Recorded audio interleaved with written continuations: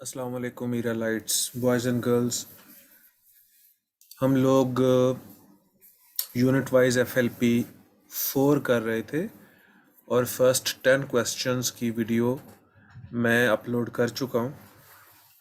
अब 11th question हम देखते हैं। 11 से 30 तक अब हमने करने हैं। 11th क्वेश्चन है और ये हमारा जो टॉपिक चल रहा था ये फ्रेगमेंट्स का और क्लॉजेस का और सेंटेंस स्ट्रक्चर्स का चल रहा था।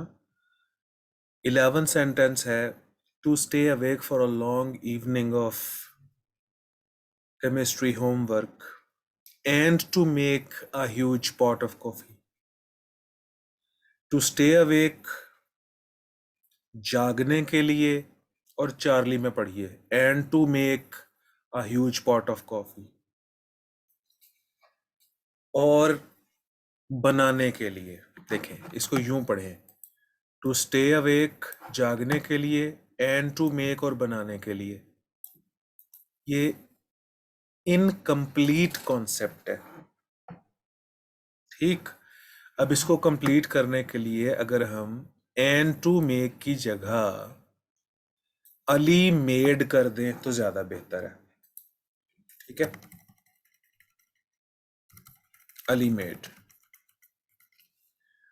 अब ये सेंटेंस यूं बन जाएगा, इसको भी मैं स्मॉल कर देता हूं कि to stay awake for a long evening of chemistry homework comma Ali made a huge pot of coffee. कि अली ने कॉफी का एक बड़ा मग बनाया। किसके किस वास्ते, किस लिए? कि वो केमिस्ट्री का होमवर्क था, लॉन्ग इवनिंग थी, उसे ईमेल लगनी थी और वो जागना चाहता था। तो क्वेश्चन नंबर 11 में जो मिस्टेक है वो चार्ली में है।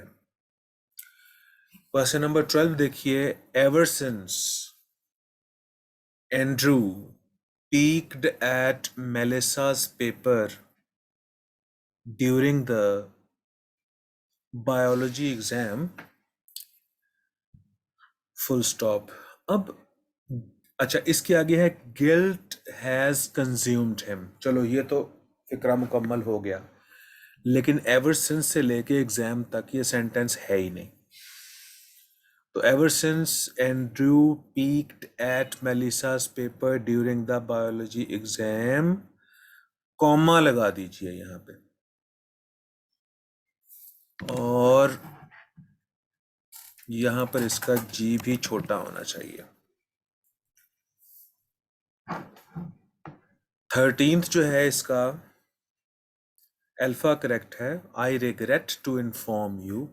आई रिग्रेट इन्फॉर्मिंग यू नहीं, तो यहाँ पर इन्फिनिटिव आना चाहिए। I regret to inform you that your brother had an accident while he was on the way to his job. यहाँ पर रिग्रेट का मतलब पछताना नहीं है, मतलब इसका मतलब है I am sorry to inform you.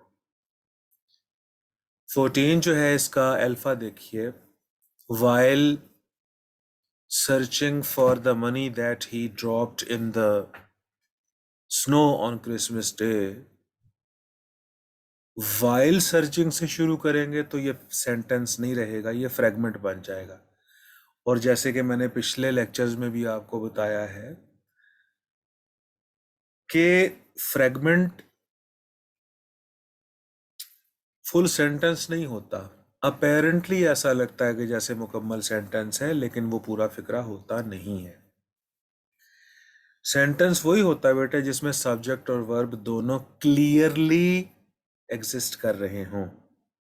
तो वाइल की जगह ये होना चाहिए ही वॉज। वाइल की जगह ही वॉज आएगा, फिर ठीक है। He was searching for the money that he had dropped in the snow on Christmas day. 15 देखिए, when I entered the classroom comma I heard my students chatter. अब ये कौन सा कॉन्सेप्ट है? वर्ब्स ऑफ सेंसेस के बाद हम bear infinitive का इस्तेमाल करते हैं, वर्ब की फर्स्ट फॉर्म का।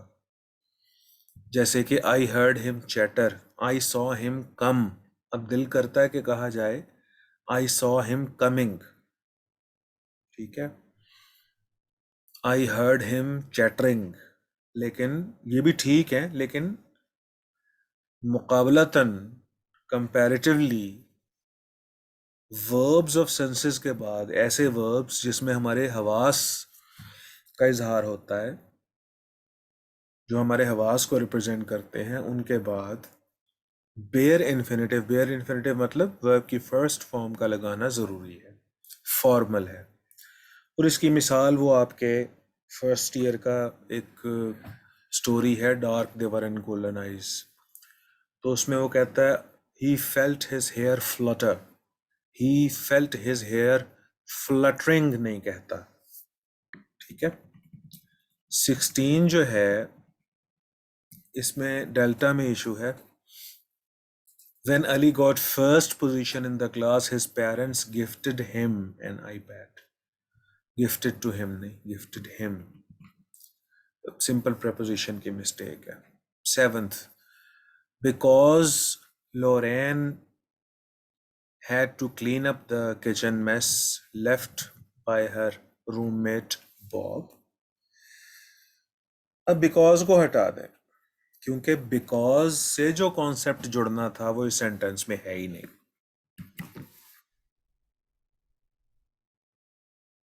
तो बिकॉज के साथ जिस कॉन्सेप्ट ने जुड़ना था वो यहाँ पर है ही नहीं। देखिए हम इसको सेंटेंस को शॉर्ट करके पढ़ते हैं। Because Lauren had to clean up the kitchen mess, फर्ज करें ये यहाँ पर है ही नहीं, क्योंकि लॉरेन को किचन में जो गंद मचा हुआ था उसको साफ करना पड़ा। कॉमा के बाद आगे लिखते कि शी गॉट एक्सट्रीमली एंग्री, यानी ये सेंटेंस अगर यूं होता कि because Lauren had to clean up the kitchen mess left by her roommate Bob, comma she got furious. तो इस सेंटेंस को इस स्ट्रक्चर को सेंटेंस बनाने के लिए बिकॉज काट दें, फिर ठीक है कि लॉरेन को वो जो किचन मेस था उसको साफ करना पड़ा। अब 18 देखते हैं। Their main wealth consist in their herds of cattle and flocks of sheep. However, they also raise crops of maize, millet, sweet potatoes and tobacco. Raise आना चाहिए जी, क्योंकि raise ट्रांजिटिव वर्ब है, और ट्रांजिटिव वर्ब ऐसा verb होता है जिसके बाद में ऑब्जेक्ट लाजमी आते हैं। राइज के बाद ऑब्जेक्ट आ ही नहीं सकता।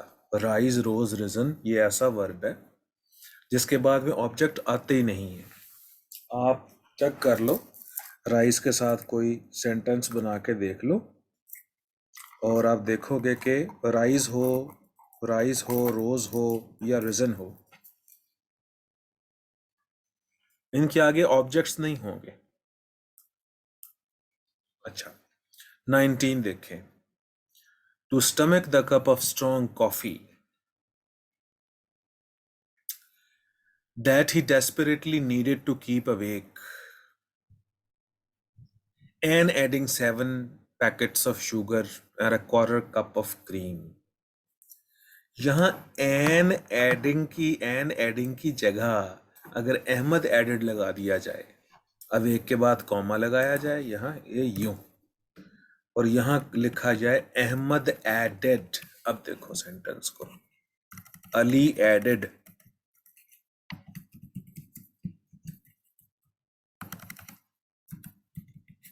ये देखो, to stomach the cup of strong coffee that he desperately needed to keep awake, Ali added a 7 packets of sugar and a quarter cup of cream. ठीक, तो ऐसे नहीं अगर करोगे और एंड एडिंग कर दोगे तो ये फ्रेगमेंट बन जाएगा, ये सेंटेंस नहीं होगा मुकम्मल। 20th सेंटेंस को देखें।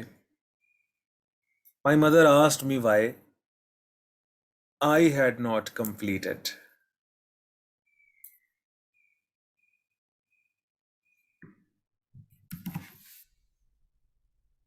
तो यहां पर अगर why had I not तो आ नहीं सकता, why I had not आएगा, क्योंकि ये नाउन क्लॉज है।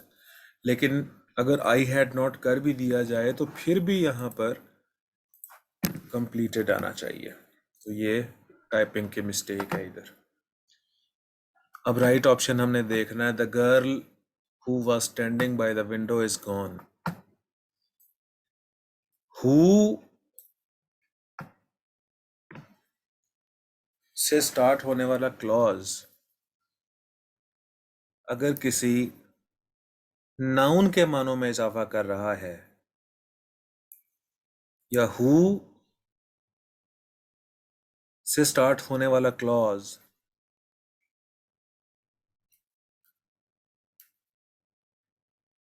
अगर रिलेटिव क्लॉज है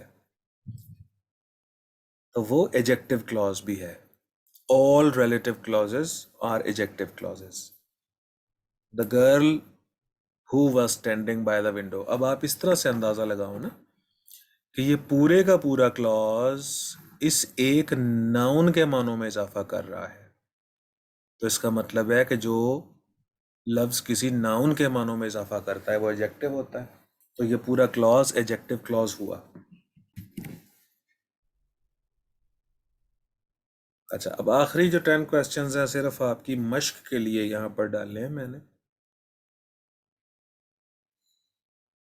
22 जो है, many people hope that Canada can resolve it's economic problems.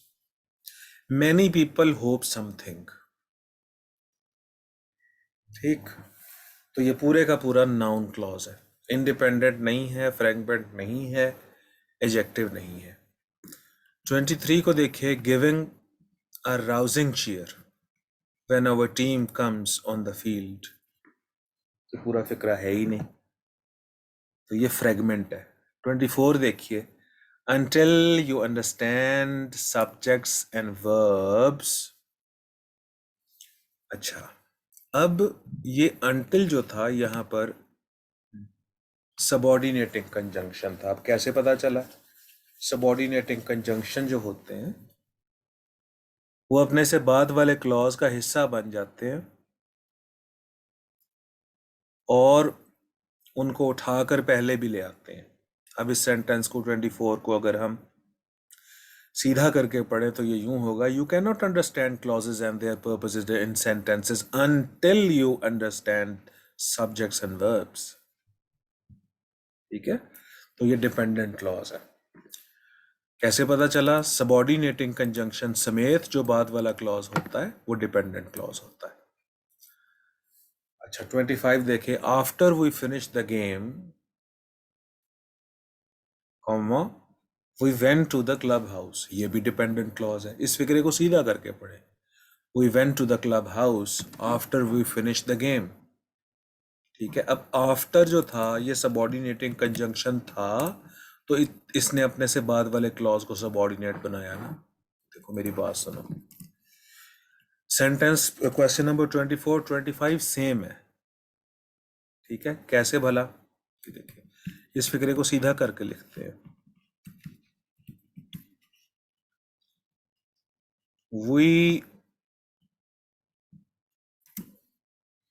went to the clubhouse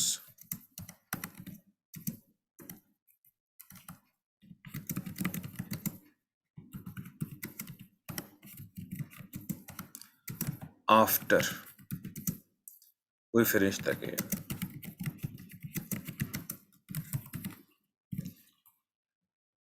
अच्छा, अब मैं किस तरह से समझाता होता हूँ स्टूडेंट्स को कि सबऑर्डिनेटिंग कंजंक्शन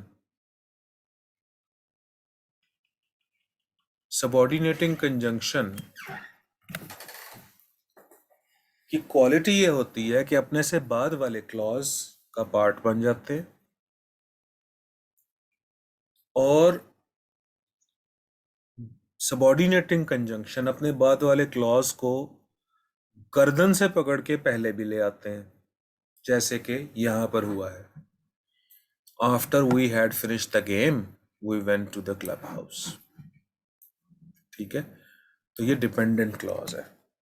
26 देखिए, the uniform that an American soldier wears. अब देखो ये पूरे का पूरा जो क्लॉज है ये एक सिंगल नाउन को मॉडिफाई कर रहा है।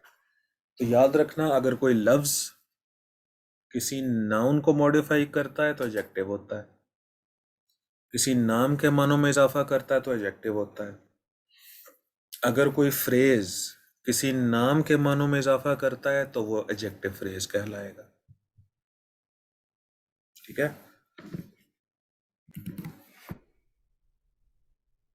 अब देखिए, मैं ये गुजारिश कर रहा था कि अम्ब्रेला तो हो गया यहाँ पर नाउन।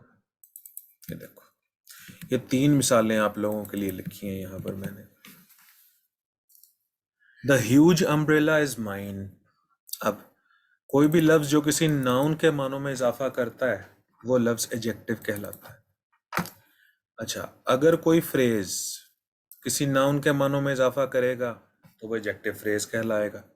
जैसे the umbrella with a broken handle.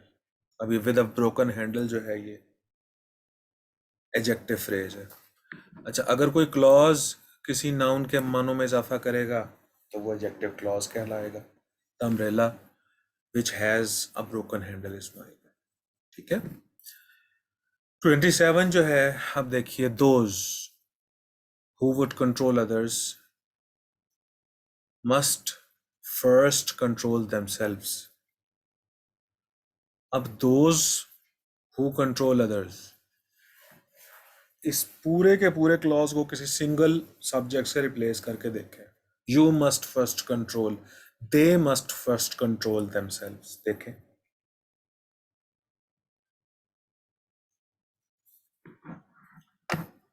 तो अगर ये पूरा क्लॉज सब्जेक्ट का काम कर रहा है तो ये क्लॉज एज अ सब्जेक्ट होगा, और क्लॉज सब्जेक्ट का काम करे या ऑब्जेक्ट का काम करे तो नाउन क्लॉज कहलाता है। 28 देखिए, during the rain storm the children were frightened by the thunder.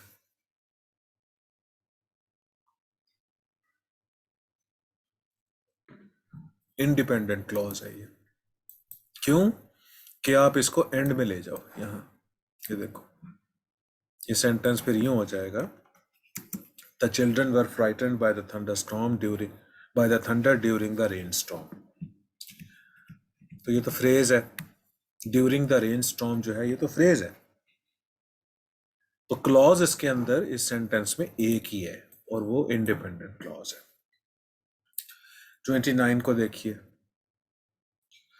After having my wisdom teeth out I had a milk shake for dinner because I couldn't chew anything। Subordinating conjunction और subordinate clause, subordinate clause जो होते हैं वो ऊपर भी मैं ये तकरीर करके आया हूँ कि सबॉर्डिनेटिंग कंजंक्शन अपने बाद वाले क्लॉज का पार्ट बन जाते हैं, तो उसको सबॉर्डिनेट क्लॉज कहा जाता है। और याद रखना कि सबॉर्डिनेट क्लॉज जो होते हैं जनरली वो एडवर्ब क्लॉज ही होते हैं। 30th देखें, Mariam Anderson who was born in Punjab became a world famous singer। अब who was born in Philadelphia, तो ये पूरे का पूरा क्लॉज इस मैरियन एंडरसन की बात कर रहा है, तो ये एडजेक्टिव क्लॉज है। ठीक है जी, तो हुजूरे वाला, अब नेक्स्ट टेस्ट में मिलते हैं इंशाल्लाह डिस्कशन में। अल्लाह हाफिज।